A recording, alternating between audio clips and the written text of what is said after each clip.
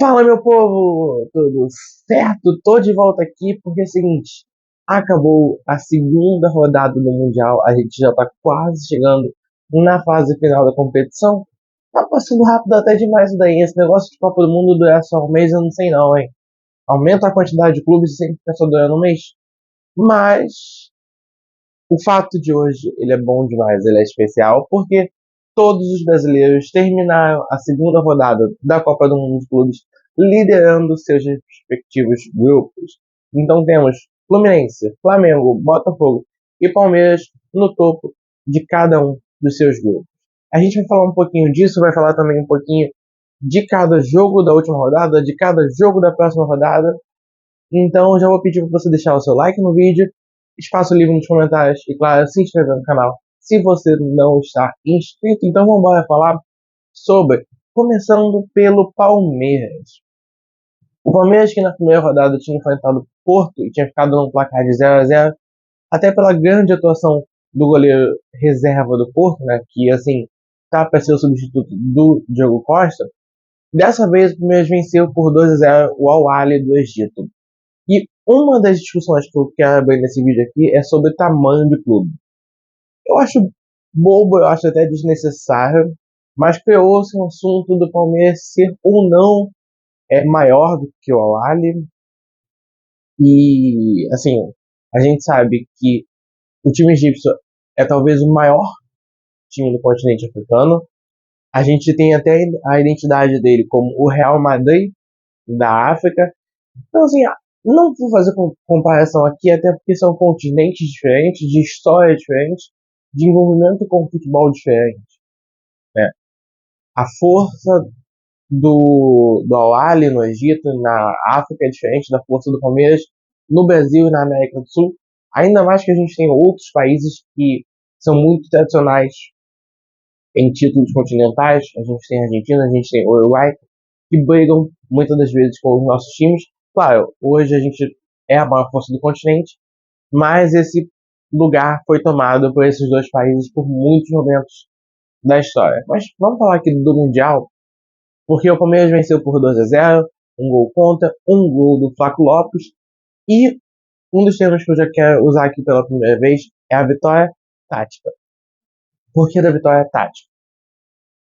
O Abel fez o time do Palmeiras jogar de forma semelhante à partida contra o Porto, mas me lembrou muito aquelas atuações de um grande Palmeiras vencedor aqui no cenário brasileiro. Eu apontando aqui, eu tô vendo o item novo do cenário. Eu espero que vocês tenham gostado. Agradecimento especial aqui a Maite Richard pelo presente. Mas o Palmeiras me lembra esse grande time que o Abel construiu já há um tempo atrás. Por quê? Essa questão de você conseguir recuperar a bola rápido, essa questão de você aproveitar as bolas aéreas, essa questão do Flaco surgir do banco de reservas muito melhor do que o momento que o Vitor Roque vive e decidir esse confronto, fazem do Palmeiras esse retorno e essa possibilidade de chegar longe nessa Copa do Mundo de Clubes. É claro que muito possivelmente a gente vai ter um confronto mais duro logo nas oitavas de final, mas essa vitória do Palmeiras é muito. Ainda mais que a gente olha o grupo e vê outros times numa inconstância muito maior, né? Inter Miami acabou vencendo o Porto, então o Porto, que talvez para alguns seria o líder do grupo, para outros seria o segundo, pode acabar sendo eliminado. É claro que vai ter um confronto agora contra o Alho com a obrigatoriedade de vencer, mas assim, não há garantias, até porque se o Inter Miami empatar com o Palmeiras, os dois avançam. Então, vitória que dá confiança, que dá certeza ao Palmeiras, que é uma equipe que pode sim chegar longe nessa competição.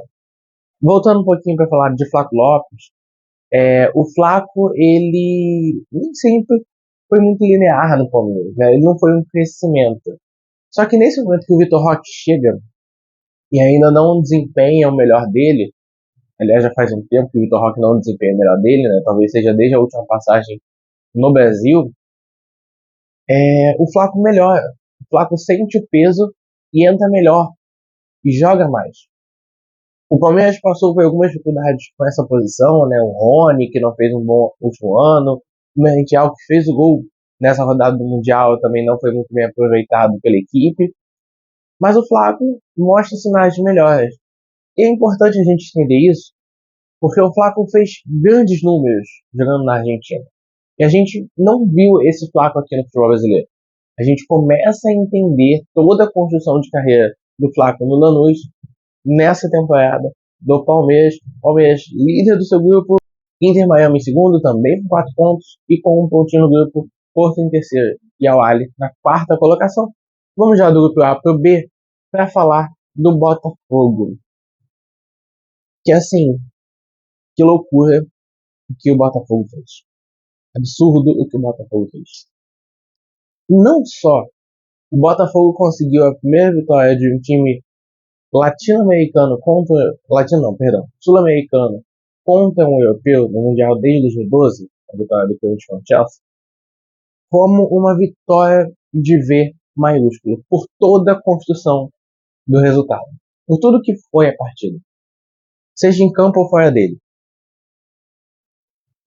Eu posso falar aqui muito do Igor Jesus, artilheiro desse Botafogo, que marca esse gol tão importante para essa camisa, para esse clube, dá a vitória num jogo muito improvável de ser vencido para a maioria das pessoas. Um gol assim, bola desvio, Donnarumma passa à frente, não consegue ter reação, mas gol é gol. E como dizia um grande jogador do Botafogo, quem não fazer gol? E falando em feio, eu vi muita gente querendo desmerecer essa vitória, porque foi um jogo reativo, que o Botafogo tem jogado na retranca, e não. A primeira coisa que a gente tem que entender aqui, o Paris Saint-Germain é claramente um time melhor tecnicamente que o Botafogo. O Paris Saint-Germain pode não ter o Dembélé, o Marquinhos pode não ter entrado, mas tem o Hakimi, que é um dos melhores laterais direitos, alas direitos do mundo há um tempo considerável, desde a época do Borussia Dortmund. Tem o Vitinha, que para mim foi o melhor meia-campista da temporada. Tiveram outros jogadores, até quem não entrou como titular, João Neves, o Nuno Mendes, entraram na segunda etapa. O PSG jogou para valer essa partida. Então não tem mérito do Botafogo ter talvez se colocado numa posição de esperar o erro de inferioridade para atacar. E sobre o termo retranca, eu quero que as pessoas tomem muito cuidado com isso aqui, sobre o termo de estacionar o ônibus. Por quê? A retranca, se a gente for pro principal sentido dela, ela é uma defesa totalitária. É o que a gente viu o José Mourinho fazendo no Porto, na Inter de Milão, em semifinal de Liga dos Campeões. É ver o Barcelona dar 20 chutes a mais do que a Inter de Milão. O que o Botafogo fez contra o PSG não foi isso. O que o Botafogo fez foi entender como segunda e terceira linha, ou seja, a linha do meio de campo e a linha do ataque, poderiam marcar o centro do campo do Paris e aí impedir qualquer ataque de ser criado pelo centro, ou seja, tirar toda a possibilidade de criação de meias como Vitinha e deixar as pontas um pouco mais abertas. Como o Doué talvez não tenha feito um bom jogo em questão de aproveitamento, era só o Kvaratskhelia que tentou desde o primeiro minuto do jogo para atacar. E o John defendeu. O Kvaratskhelia sim, fez um bom jogo, tentou diversas vezes, mas parou no John. Então com isso, o Botafogo conseguiu impedir uma faixa de criação forte do PSG e neutralizar a ponta esquerda, que era onde o PSG tinha como lugar para conseguir criar. Então, assim, é uma vitória muito grande. E é importante dizer que em nenhum momento pareceu que seria imediato o empate do Paris Saint-Germain. Não foi o jogo que o Botafogo somente sofreu, somente ficou lá atrás. Pelo contrário, o Botafogo teve outras oportunidades de contra-atacar. O Arthur podia ter finalizado de fora da área, preferiu cortar. O Marlon Freitas não finalizou, quando ele teve a oportunidade de fazer o segundo já na segunda etapa. Então, se a gente cogitar no empate do PSG, a gente também poderia cogitar um segundo gol do time carioca. Então, assim, não há nada a desmerecer. Nada. O PSG é hoje o melhor time do mundo e ninguém pode discordar. O PSG venceu uma Inter de Milão por 5-0 na final de Liga dos Campeões. O PSG venceu uma Ligue 1 disparado. Vocês podem até falar do nível baixo do futebol francês. Vocês podem falar que a Ligue 1 não é tão forte. Só que a gente colocar o futebol brasileiro, alguns pelo menos, até no mesmo nível, até abaixo da Ligue 1. E quantos times da Ligue 1 conseguiram parar o PSG tão bem quanto o Botafogo? Quantos times da Ligue 1 não levaram gol do PSG? Na Champions, o Liverpool não sofreu gol do PSG. Uma partidaça do Alisson e o PSG deu quase 30 chutes. E o Botafogo não passou por isso.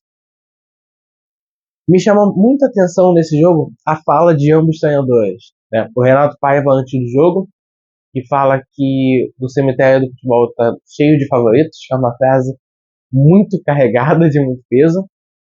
E pós-jogo, o Luiz Henrique fala de que ninguém marcou o Paris Saint-Germain tão bem na temporada, ninguém defendeu tão bem contra o PSG em 2024 e 2025 como o Botafogo de Futebol Regatas. Então, assim, vitória gigantesca do Alvinegro Carioca.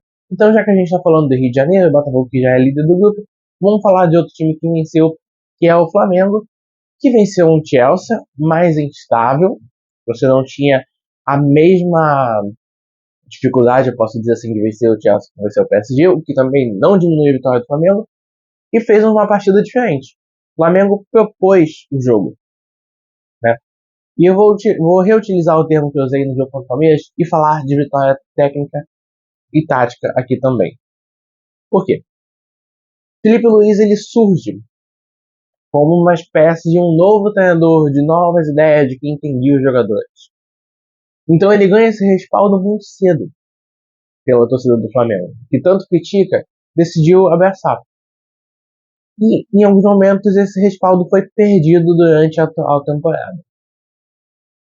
E aqui eu preciso dizer que a torcida do Flamengo precisa entender o que é o Felipe Luiz. Que às vezes o Plata vai ser titular e não o Pedro por se encaixar no que o Felipe Luiz quer. A gente sabe que o Pedro não se encaixa perfeitamente no tipo de jogo que o Felipe quer. E que para esse jogo contra o Chelsea importava fazer uma linha alta com o Plata lá na frente. Claro que assim, são outras questões. As pessoas criticam muito o Everton Araújo, as chances que ele está tendo, como criticaram a entrada do Wallace Ian nesse jogo, fez o gol. As pessoas falam da diferença de defesa, da linha de zaga, melhor dizendo, do Flamengo, que já teve o Fabrício Bruno, que era um zagueiro muito mais veloz do que Léo Pereira, Léo Ortiz, enfim. Então, que tem até uma semelhança física, né?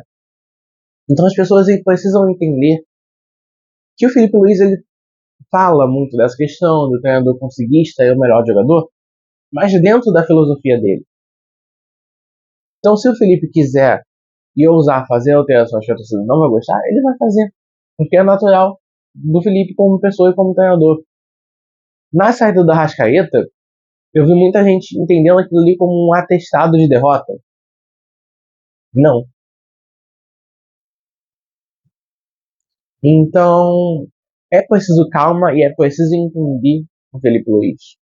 Mas vamos embora falar desse jogo, né? 3-1 Flamengo, vitória sensacional de um time que propôs por todo o jogo. O Flamengo começa melhor, talvez ver o Chelsea crescer da parada do final da primeira etapa.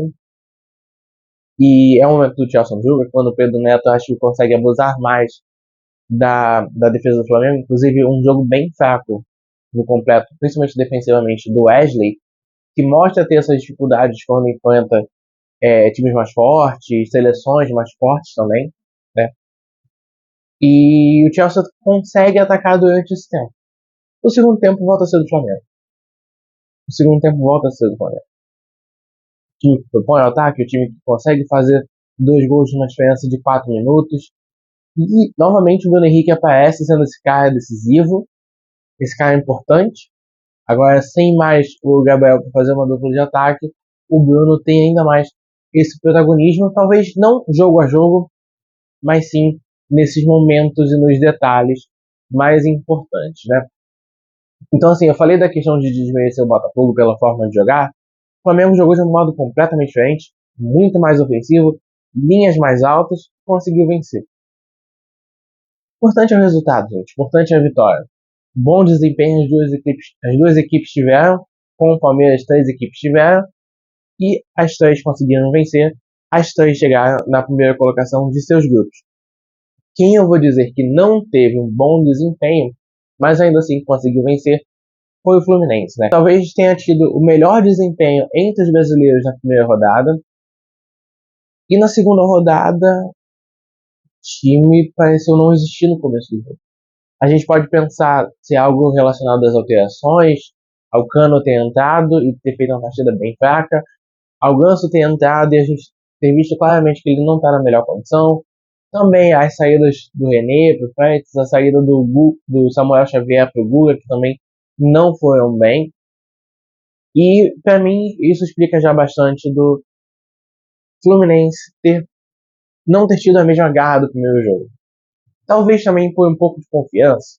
Talvez também por acreditar que o Fluminense jogou demais contra o Borussia e a partida contra um time sul-coreano seria mais fácil. Bom, o Fluminense conseguiu essa vitória, essa virada, muito por 2 motivos. Pelo Arias, que está jogando muita bola no Mundial. O Arias que joga muita bola há bastante tempo, mas eu acho que por ser um cara em nível crescente desde 2022, a gente cada vez mais vai falar dele nessas grandes atuações. E pela questão da fragilidade do time adversário. De um cansaço no final do jogo, junto a um nível técnico inferior de fato. O Fluminense pode ter vencido o confronto, não vou entrar aqui em questão de merecimento, 4-2 é uma boa vitória, coloca o time na primeira colocação do grupo, ainda não classificado, mas assim, vai enfrentar o Mamelodi Sundowns agora e espera uma vitória, né? Apesar de que o Borussia teve bastante dificuldade, mas aí são outros 500 do Borussia, mas o Fluminense precisa não entrar com esse salto alto nos confrontos. Golaço do Arias, no mais, nada muito bom. Nada muito bom. Talvez a gente vai falar do Serna, que entrou bem nesse time titular. Mas o Fluminense precisa agir, construir mais, finalizar mais. A torcida tá até nessa brincadeira do chute Everaldo, mas nem Everaldo nem Cano fazem um bom Mundial. Seja por questões físicas, o Cano tá voltando de uma lesão, o Everaldo, tudo bem, pode não ser aquele atacante todo, mas precisam crescer durante a competição. É complicado porque outros times fizeram janelas melhores, né? Palmeiras trouxe jogadores, Flamengo trouxe jogadores, trouxe Jorginho, que talvez tenha sido a melhor contratação do Mundial e para a temporada. Botafogo trouxe jogadores. O Fluminense foi trazer o Soteldo num valor alto que nem jogando tá porque sentiu logo depois do anúncio. Então, tudo bem que o Fluminense vai ter menos dinheiro do que esses outros, mas faltou ter um acompanhamento melhor de entendimento do elenco para esse Mundial. Mas assim, uma partida muito boa contra o Borussia, uma partida abaixo do razoável contra o Ulsan Hyundai. Vamos ver como é que surge, se vai ser uma média, se vai ser mais puxado para um extremo ou outro na partida contra o Mamelodi Sundowns. Mas times liderando o seu grupo. Flamengo já classificado. O futebol brasileiro mostra seu valor, o futebol brasileiro consegue bons resultados. Agora é esperar essa última rodada, ver em que posição cada time se classifica. Claro, Botafogo e Fluminense e Palmeiras ainda não estão 100% classificados. O Botafogo pode até, na verdade, perder por 2 gols de diferença para o Atlético de Madrid caso o PSG vença. O Palmeiras precisa apenas de um empate contra o Inter Miami, e aí, com isso, os dois classificariam. E o Fluminense também vai precisar de um empatezinho contra o time sul-africano para se classificar para as oitavas de final. Mas, antes de oitava, tem terceira rodada. Vamos ver o que vai acontecer. E aí eu volto com mais um vídeo. Esse horário diferente, né? Essa Copa do Mundo de Clubes merece um tratamento especial.